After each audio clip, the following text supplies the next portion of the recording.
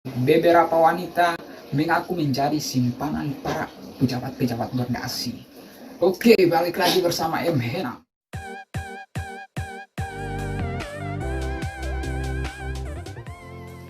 Assalamualaikum warahmatullahi wabarakatuh. Salam sejahtera untuk kita sekalian. Salam damai untuk kita semuanya. Di video seperti biasanya, saya membahas mengenai dengan undang-undang cilaka ya. Masih memanas ya. Beberapa wanita mengaku menjadi simpanan para pejabat-pejabat berdasi. Ini anggota DPR ya. Beberapa DPR terancam. Dari Tribunnews maupun Kumpar yang dominasi adalah di TikTok, aplikasi TikTok, mengancam para anggota DPR secepatnya merevisi undang-undang tersebut, ataukah keluarga mereka berantakan. Mereka mengaku sebagai simpanan ya para pejabat berdasi. Lantas informasinya kita simak dari Tribun Medan. Wanita simpanan turut andil ancam anggota DPR revisi undang-undang cipta kerja. Saya kasih tahu istri Anda. Luar biasa. Saya kasih tahu istri Anda. Ini benar-benar ancaman yang memang sangat subjektif ya.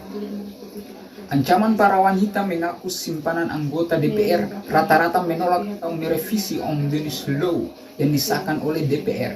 Viral di media sosial Twitter, Jumat 9 2020. Jika tidak merevisi undang-undang cipta kerja tersebut, para wanita ini akan mengadukan ke istri-istri anggota DPR.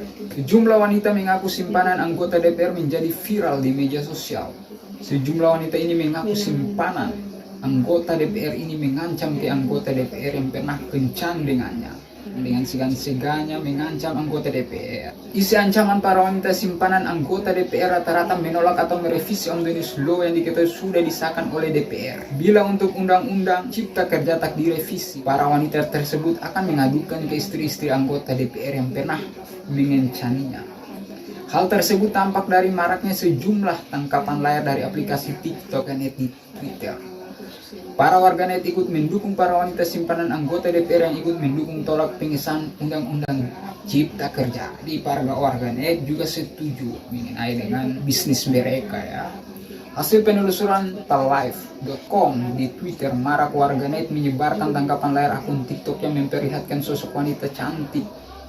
Mereka menuliskan ancaman akan mengadukan para istri anggota DPR yang diketahui pernah dikencaninya bila undang-undang tak direvisi.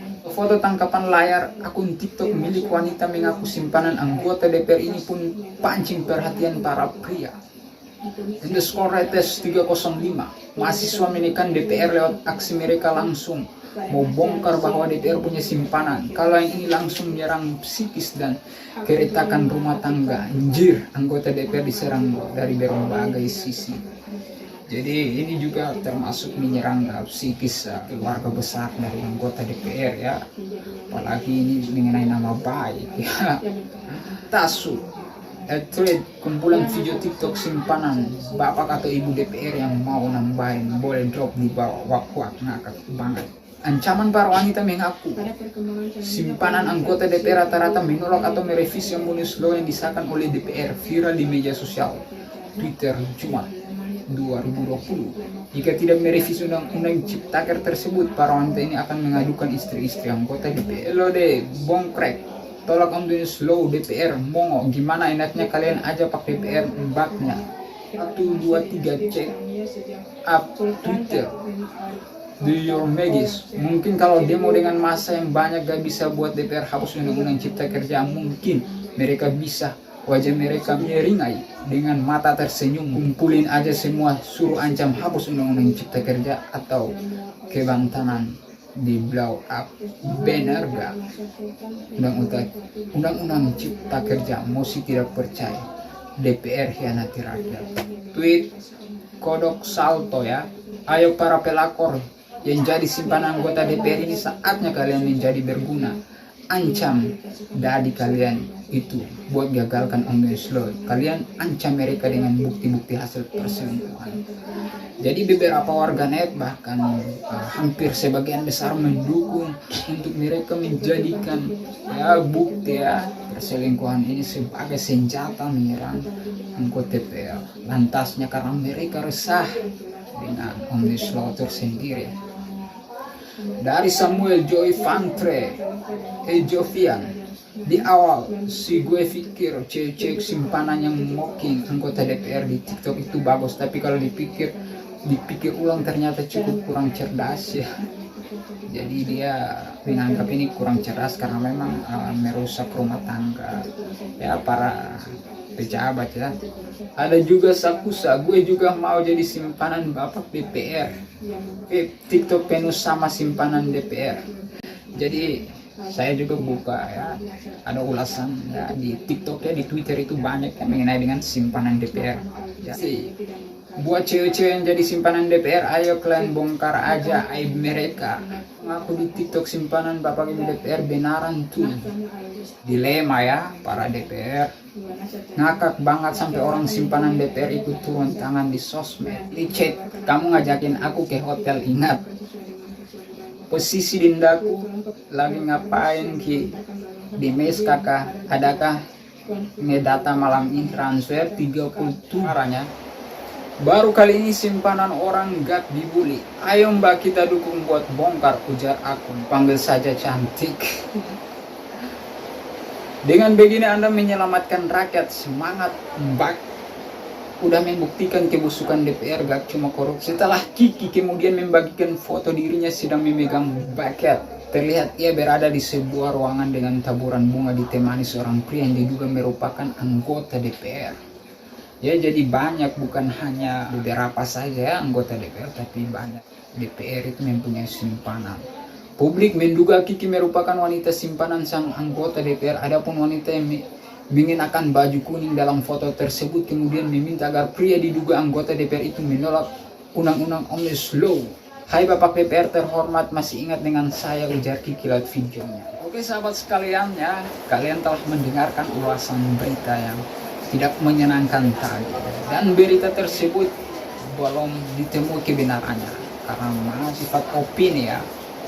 Analisis ya, pembaca bahwasanya beberapa wanita mengaku menjadi simpanan anggota DPR jadi terancam, terutama buat keluarga besar dan nama baik dan juga periode berikutnya. Oleh karena itu ya, anggota DPR tidak merevisi undang-undang tersebut, maka alhasil mereka akan mengadu kepada istri-istri. Masyarakat yang peduli undang ya cilaka Omnibus Law itu harus sama-sama untuk memberikan ya sinyal-sinyal positif ya yang inklusif sehingga undang-undang tersebut bisa digantikan dengan perpu atau bisa digantikan pasal-pasal yang memang merugikan kaum buruh. Negara ini adalah negara hukum. Kita melakukan sesuatu harus berdasarkan aturan hukum, di mana anggota DPR hanya sebagai kambing hitam. Lantasnya itu semuanya sudah ada di ya istana, di mana presiden mempunyai kewenangan. Dan banyak pasal itu sampai ratusan lembar. Dan rancangan itu ya menurut bahwasanya ada 12 orang yang memang dengan semaksimal mungkin untuk berusaha agar undang-undang tersebut dengan desaknya agar dapat direalisasikan, diputuskan. Tersebut adalah upaya bagaimana secepatnya undang-undang itu disahkan, karena memang ya dilihat daripada sumber daya alam yang melimpah sehingga para pengusaha, pemodal dapatkan titik amannya karena undang-undang melindungi mereka. Saya secara pribadi meminta kepada seluruh warga masyarakat agar tidak terprovokasi dengan keadaan yang ada, karena pembakaran yang terjadi banyak korban yang ya menua ya di berbagai daerah. Itu adalah salah satu bentuk ya kekecewaan mereka, tetapi jangan kita korbankan diri ya, karena tidak mungkin pemerintah langsung ya memberikan sinyal langsung membangkit dalam kejadian tersebut.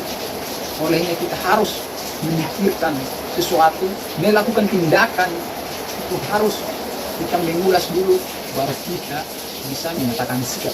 Saya sendiri tidak berani menyatakan sikap karena memang informasi ini masih dibingungkan. Bahkan ya fraksi Demokrat sendiri saya belum mendapatkan informasi dan belum mendapatkan draft yang sebenarnya, apalagi dengan ya para narasumber lain ya seperti Pak Nazwa ya dalam pertemuan. Kalau kalian punya informasi menarik tentang hal ini, kalian bisa komentar di kolom komentar, dan juga kalau kalian suka jangan lupa like dan share. Oke, itu saja videonya. Jangan lupa subscribe.